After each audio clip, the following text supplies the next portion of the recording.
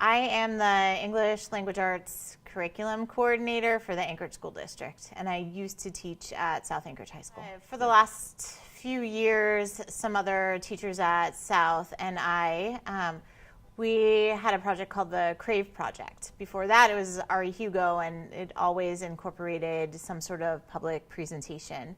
So we adopted the model of TED Talks, which is an idea worth spreading, because students have ideas that are worth spreading. We've seen that recently in current events as well. In my position now, I believe in elevating the voices of teachers and of students. So this was a perfect opportunity to do that, because this event elevated the individual voices of students and then also elevated the work that teachers have done with students in order to nurture their creativity and their research skills and their presentation skills, which are absolutely vital. So I used the connections that I already had and spoke to teachers and groups like the Mayor's Youth Group and asked them to find something to present and to ask students to become involved. Public speaking is really intimidating for everybody, especially for students, but I think that we have phenomenal teachers in Anchorage who are really trying to grow those skills so that students are ready to speak when they get out into their careers and into college classes. Well, Molly's presentation was one that started last year in my AP language class. So she's revised it several times to include the continuing work that she's done for cancer research. So she said she and her sister raised over $10,000 for Providence for their children's cancer wing.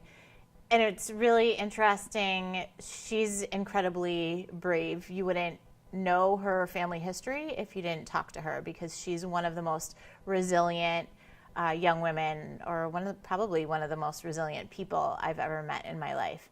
And to see her continue to share this message is incredible.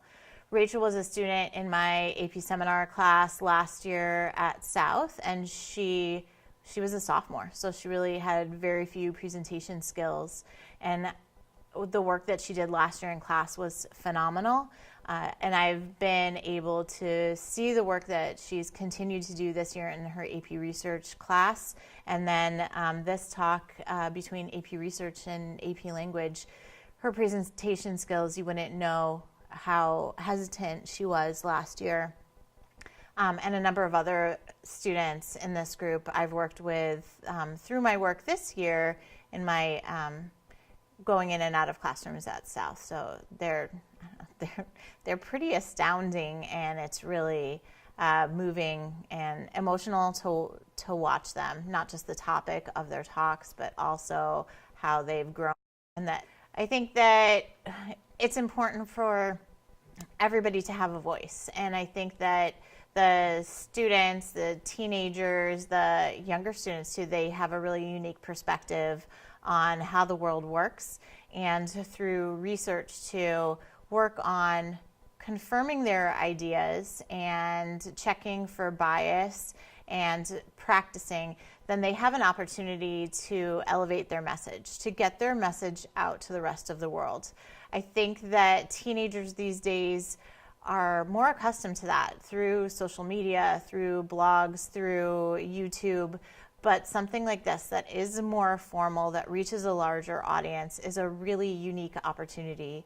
And if there is an idea that's worth spreading that one of these kids here in Anchorage has, I think that they really need to participate in this event in order to elevate their voice and give confirmation to all of the other people who might feel the same way they do, or open the eyes of others. This event came together really quickly, and I really relied on the opinions and perspectives of teachers throughout Anchorage, so that when students were signing up, I checked with their teachers to make sure that their talk was great, because I didn't have a lot of time to help them practice.